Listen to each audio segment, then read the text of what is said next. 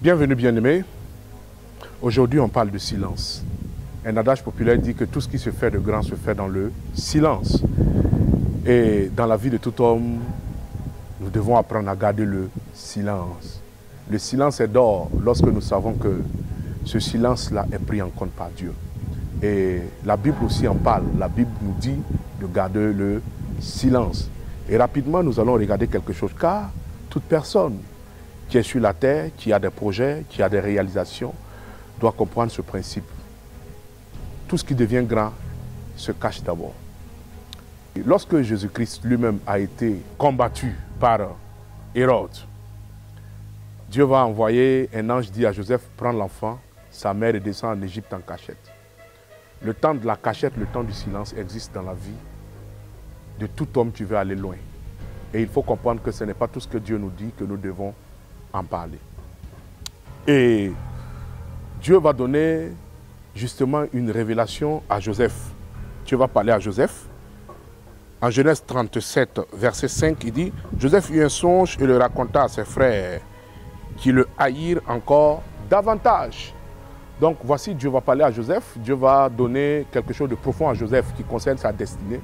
Et lorsqu'il va en parler, il va provoquer la haine, la méchanceté, l'adversité avant le temps. C'est la grâce de Dieu sur la vie de Joseph qui lui a permis d'arriver à bon port. En vérité, beaucoup de personnes ont des projets qui ne se sont jamais réalisés parce qu'ils en ont parlé avant le temps. Beaucoup de personnes ont des projets qui sont restés morts. Lorsque le paysan sort pour ensemencer la graine, il prend le soin de bien cacher la graine. Pendant un temps, la graine peut faire 7 jours sur le sol, 10 jours sur le sol, avant de pousser. Une fois que la graine pousse, les oiseaux ne peuvent rien encore contre cette graine. Alors, nous devons comprendre que tout ce que Dieu nous donne, nos projets que nous avons, sont comme des graines. Ces graines doivent rester cachées pendant un temps.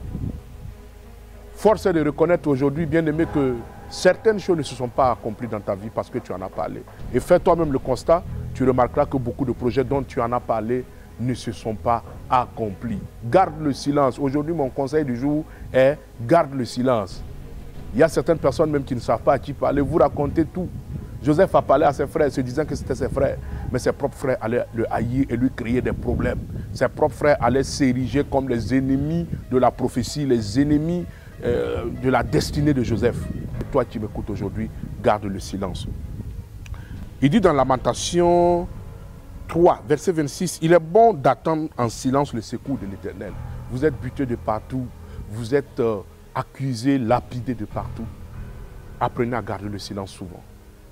Garder le silence dans les circonstances difficiles n'est pas une faiblesse ou un manque de foi. Mais souvent, Dieu a besoin que nous gardions le silence afin qu'il se lève. La Bible dit, ceux qui sont chargés et fatigués, qu'ils viennent à moi. Et celui qui est chargé et fatigué est dans le silence. Dieu veut souvent que nous gardions le silence, que nous taisons nos méthodes, que nous taisons nos stratégies, que nous taisons notre grande connaissance et que nous laissions Dieu entrer dans les feux de la scène. Que nous laissons Dieu entrer en action, que nous laissons Dieu agir. Il est bien de garder le silence. C'est pourquoi en Exode 14, 14 dit, vous garderez le silence et l'Éternel combattra pour vous.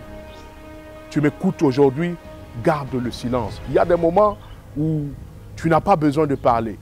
Et ton silence parlera pour toi. Ton silence agira pour toi. Ton silence sera ton secours. Ton silence sera ta prière dans tes entrailles. Bien-aimée, Anne priait parce qu'elle devait enfanter de Samuel. Elle priait de tout son cœur, mais sa prière était silencieuse. Jusqu'à ce que l'on pensait, parce qu'elle murmurait de ses lèvres, qu'elle était sous l'effet de l'alcool. Garde le silence, bien-aimé. La femme enceinte, avant qu'elle n'enfante l'enfant, l'enfant restera caché dans le ventre. Dieu a besoin que tu gardes le silence afin d'entrer en action. Lorsque Zacharie a reçu l'ange, quand il était entré dans le lieu des sacrifices pour offrir de l'encens à l'Éternel, l'ange l'a visité et lui a dit, tu enfanteras d'un fils et tu le nommeras Jean. Et Zacharie sur le champ n'a voulu pas garder le silence, il a voulu contester la parole. Et l'ange l'a rendu muet jusqu'à ce que Jean naisse. Et c'est le même jour où Jean est né qu'il a pu donner un nom à Jean et sa bouche s'est ouverte. Bien-aimé, Dieu veut que nous gardions le silence jusqu'à l'accomplissement de la prophétie. Dieu veut que nous gardions le silence jusqu'à ce que le projet voit le jour. Que Dieu vous bénisse abondamment. Garde le silence. Chut. Merci.